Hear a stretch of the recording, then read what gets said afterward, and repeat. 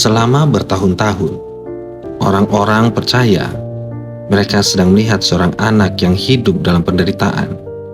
Tubuhnya terlihat lemah, ibunya selalu merawatnya, dan keluarga ini menerima simpati dari begitu banyak orang.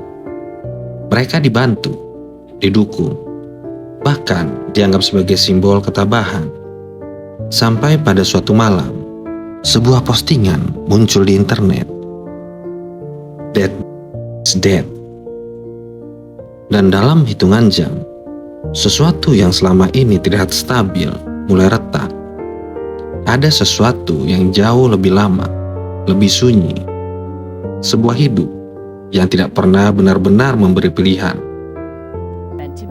It is the perfect town, the perfect place. I think it was a blessing in disguise. It took something like a hurricane to make us have a happy ending. Sejak kecil, Gypsy Rose Blanchard tumbuh di dunia yang selalu berputar di sekitar satu hal yang sama, yaitu kondisi tubuhnya. Bagi orang luar, hidupnya selalu tampak berada di dekat rumah sakit, ruang tunggu, alat medis, dan suara orang dewasa yang berbicara tentang dirinya. Ibunya, Didi, menjadi satu-satunya sumber informasi tentang apa yang sebenarnya terjadi pada tubuh Gypsy. Dan setiap kali cerita itu disampaikan, selalu ada kesan bahwa ini adalah kondisi yang serius, panjang, dan tidak sederhana. Kadang disebut penyakit yang berat, kadang sebagai gangguan yang membutuhkan perhatian terus-menerus, dan kadang sebagai kombinasi dari banyak hal yang membuat hidup Gypsy tidak pernah bisa normal.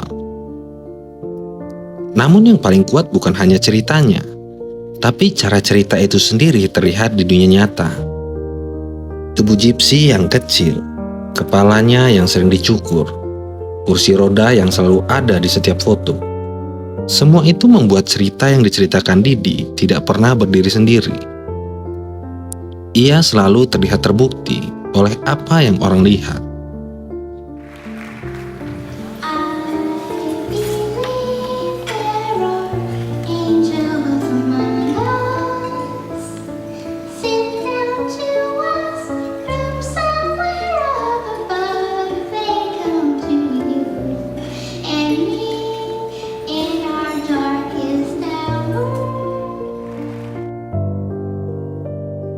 Setelah mereka pindah ke Missouri, lingkungan baru justru memperkuat hal itu.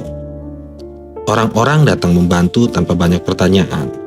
Komunitas sekitar ikut peduli. Bahkan dukungan formal pun mulai berdatangan. Dan di titik itu, cerita mereka berhenti menjadi sesuatu yang dipertanyakan. Karena ketika sesuatu terlihat konsisten cukup lama, otak manusia mulai berhenti mencari kemungkinan lain. Perfectly healthy, pretty little baby, named her Gypsy Rose. I'm not gonna lie, I was scared. I'm 18 years old and I got a baby here, so nothing wrong with her. She looked perfect. Di permukaan, Didi terlihat seperti ibu yang tidak pernah lelah menjaga anaknya. Selalu ada di dekat Gaby, selalu terlibat dalam setiap percakapan, selalu menjadi perantara antara Gypsy dan dunia luar. Namun bagi Gypsy sendiri itu bukan sekedar kehadiran, itu adalah struktur hidup. Setiap interaksi selalu melewati satu orang yang sama. Setiap pertanyaan selalu dijawab sebelum sampai padanya. Dan setiap situasi selalu kembali ke pola yang sama. Lama-kelamaan, Gypsy tidak lagi diperlukan sebagai seseorang yang perlu diajak bicara langsung, tapi sebagai seseorang yang diwakili. Dan hal itu terjadi begitu konsisten, sampai tidak terasa aneh lagi bagi orang-orang di sekitarnya. Bahkan waktu pun seolah tidak mengikuti cara yang normal. Amazing because I don't know this dance. I don't know this dance.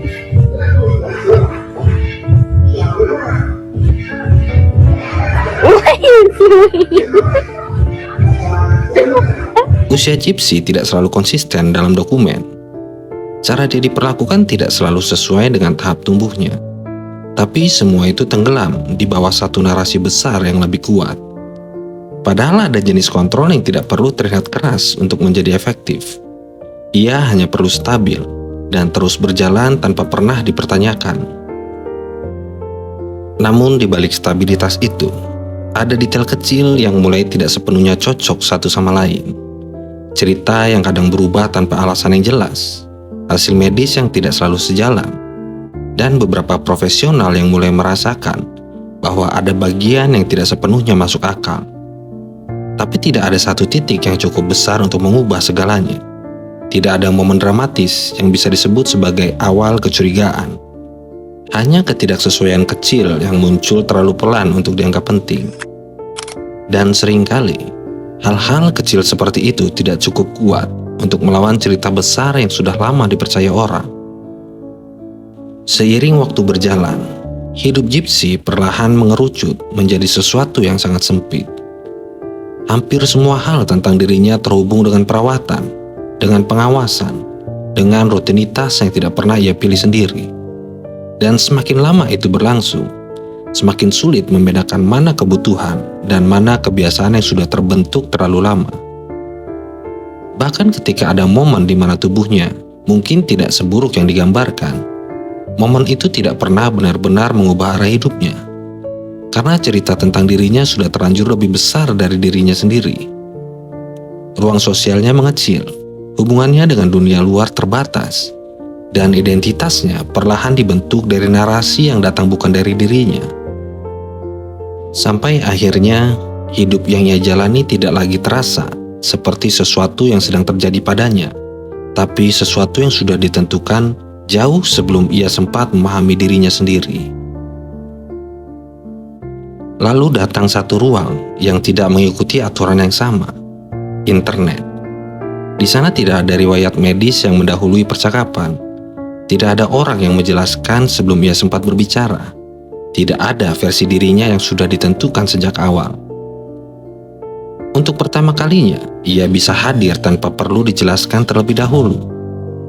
Awalnya hanya percakapan kecil, ruang anonim yang tidak menuntut identitas, dan interaksi sederhana yang tidak membawa beban cerita lama. Namun perlahan, ruang itu menjadi tempat yang lebih sering ia kunjungi. Sampai akhirnya ia bertemu seseorang yang membuka bentuk hubungan baru dalam hidupnya. Bukan karena hubungan itu besar atau dramatis pada awalnya, tapi karena di ruang itu, ia tidak lagi diperlakukan sebagai seseorang yang sudah ditentukan. Dan semakin lama ia berada di sana, semakin dunia yang nyata terasa seperti dunia yang justru membatasi dirinya. Semakin ia menemukan ruang di luar rumahnya, semakin dunia di dalam rumah terasa menyempit. Bukan karena perubahan besar yang terjadi sekaligus, tapi karena setiap celah kecil yang muncul selalu kembali tertutup. Akses ke dunia luar tidak lagi stabil. Alat komunikasi tidak lagi menjadi jembatan yang aman. Dan setiap percobaan untuk keluar selalu kembali ke titik awal. Lama-kelamaan yang tersisa bukan hanya keterbatasan fisik, tapi juga keterbatasan psikologis yang jauh lebih dalam.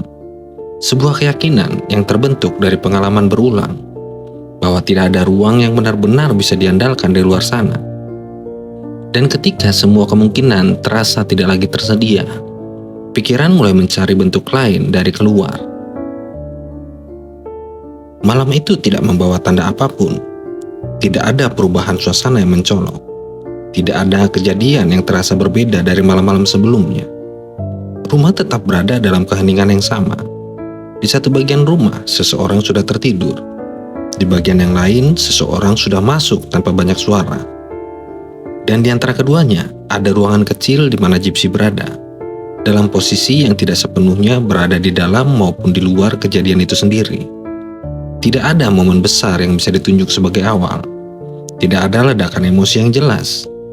Hanya rangkaian keadaan yang bergerak pelan, sampai sesuatu yang tidak lagi bisa dibatalkan akhirnya terjadi.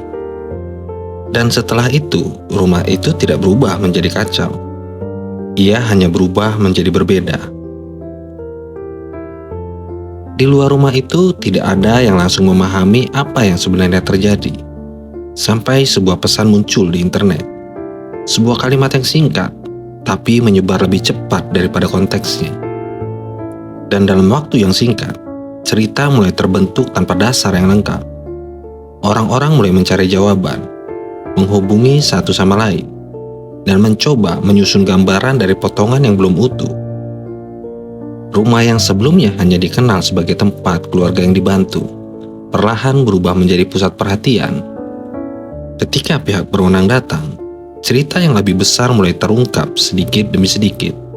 Namun pada saat itu, pemahaman publik masih belum utuh, dan asumsi bergerak lebih cepat daripada fakta. Beberapa waktu kemudian, gambaran yang lebih lengkap mulai muncul. Dan ketika itu terjadi, seluruh pemahaman yang sudah lama terbentuk harus ditata ulang. Seseorang yang selama ini dipahami sebagai bagian dari cerita sakit, ternyata berada dalam kondisi yang tidak sesuai dengan narasi awal. Perubahan itu terjadi terlalu cepat untuk langsung diterima. Dan dalam sekejap, seluruh struktur cerita yang sudah bertahun-tahun terbentuk, runtuh tanpa perlu dijelaskan lagi.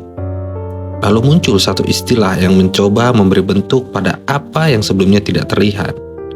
Dan dari sana, cerita ini berubah dari kisah satu keluarga menjadi sesuatu yang jauh lebih besar, tentang bagaimana sebuah narasi bisa bertahan begitu lama, hingga akhirnya menjadi realitas yang sulit dipercaya banyak orang tanpa pernah diuji ulang. Setelah semuanya diketahui, cerita ini tidak menjadi lebih mudah untuk dipahami. Justru sebaliknya, semakin banyak detail yang muncul, semakin sulit untuk menarik garis yang tegas antara korban dan pelaku. Ada kontrol yang berlangsung lama, ada kehidupan yang dibentuk dari ketergantungan, ada seseorang yang tidak pernah diberi ruang untuk menjadi dirinya sendiri.